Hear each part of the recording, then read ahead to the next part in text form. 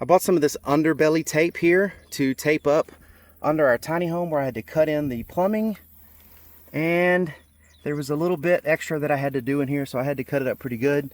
So I bought the one that was, I think, 20 feet.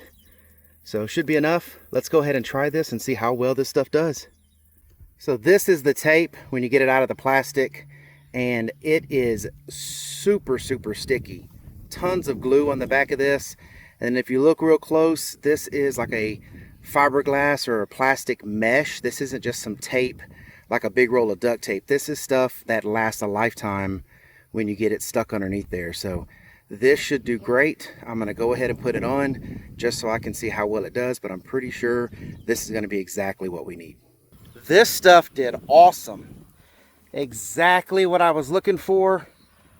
There was a slice here, and then where the plumbing was put in, there was a cut opening here so we could get this Y pipe in. And this stuff taped it up, super sticky, stuck well, very thick. This stuff's gonna work great. I have no doubt this stuff will last a lifetime.